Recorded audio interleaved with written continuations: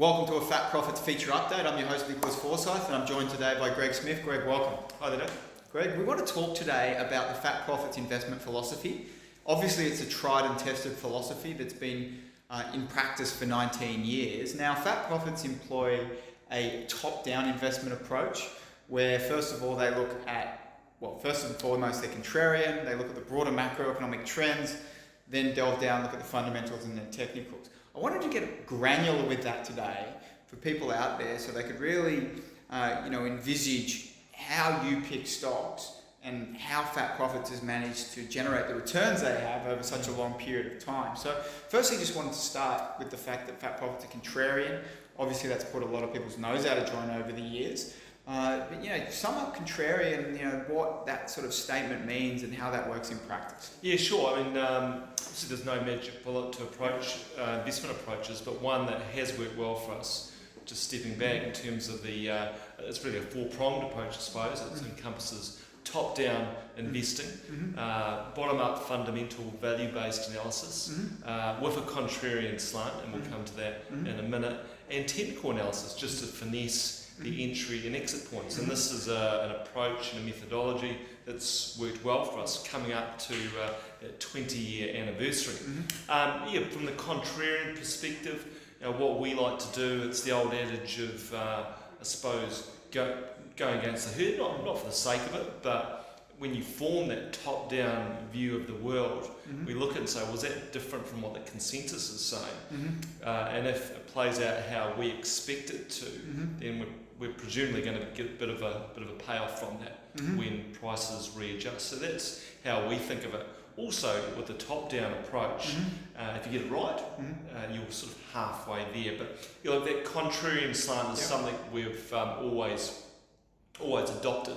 And I suppose the other thing is when you do adopt a contrarian position, you can't presuppose you're going to get it right straight from the word go. You've got to be able to withstand potentially some volatility, potentially the market going against you for a while. But there's ways that you can sort of minimise the risk in that situation. That's by going for companies with strong balance sheets, still stable growth profiles, good dividend yields perhaps as well, and good management.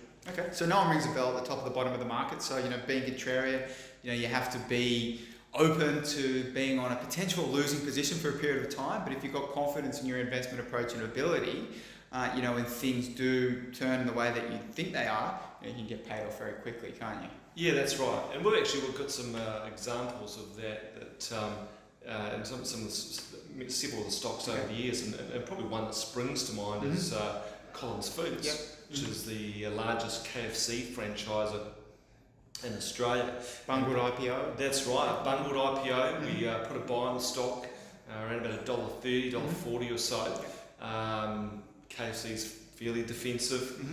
We saw through that, and we saw obviously there was a few problems with the prospectus forecast, but fundamentally a good story. Now that one, the actual stock went down to around about $1 after we initially recommended it. So we're down 30%. Obviously the alarm bells are potentially ringing. A lot of your traders in that scenario are probably flicking a stock like that. They're probably, some traders have probably got in and out once or twice and taken 2 10% haircuts where, we're sort of still sitting in there in a 30% losing position, back in the contrarian mindset. That's right, and with Collins we took a look at it. It's a good product, proven product globally, of course, store modernisation program. So obviously rather than being, I suppose, too distressed by that, we continue to recommend that stock. And that served us well, and that stock has gone up 6-7-fold from those levels. Okay. But obviously there's countless other examples. Okay, and then from a macroeconomic perspective, obviously macroeconomics, what's really driving markets, when you're sort of looking at your investment thesis, looking to pick stocks, how do you overlay the macroeconomic picture at any one particular point in time? Does that mean that, you like stocks with certain amounts of cyclicality, or conversely, how does that just play into, your stock selection? Yeah, I think it depends where we say. I mean, you've got to take a view. You can't sort of have, in our view anyway, you can't have everything.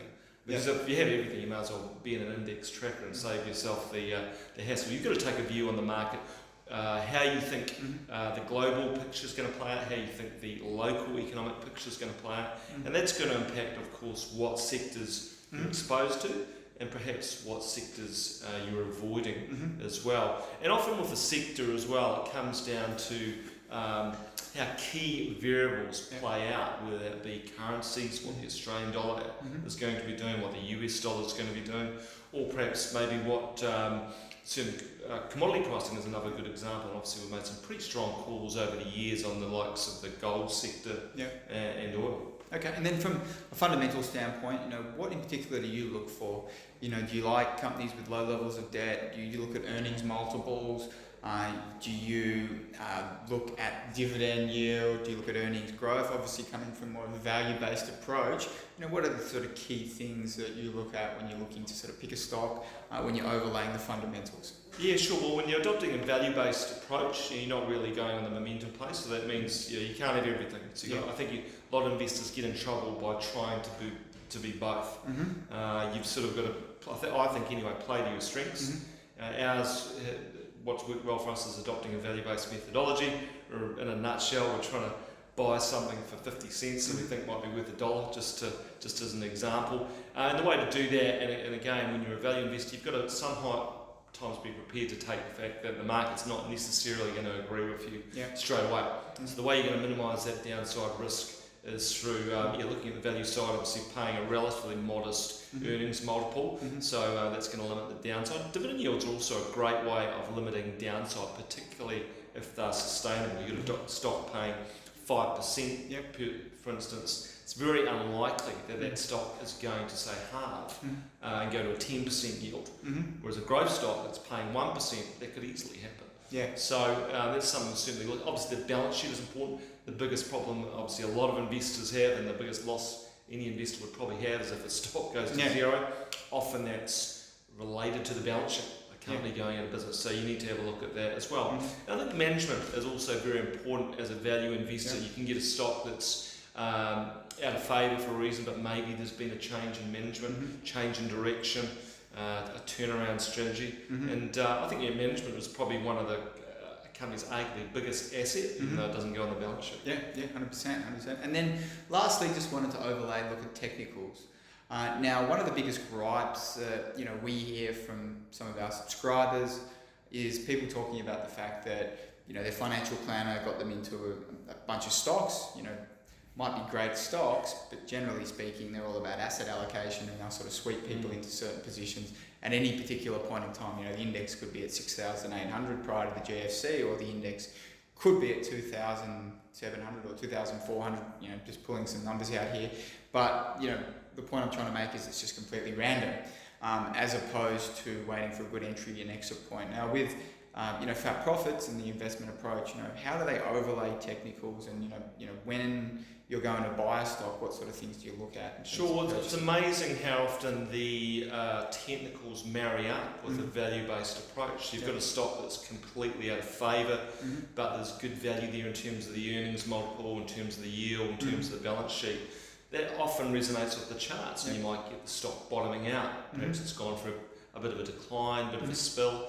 And if you've done your homework on the risk side, often you can try and pick those turning points. So we often talk about inflection points as well. Stocks perhaps gone for a period of basing, or perhaps done nothing, but the worm starts to turn upwards, and then you sort of start to see those technical indicators pointing that way as well. You might get bullish moving crossovers. You might start to see the Fibonacci levels being taken out, and that's on the buy side. And I think the other important thing we need to think about as well as investors, because you can't accumulate stocks ad infinitum, is when do you sell?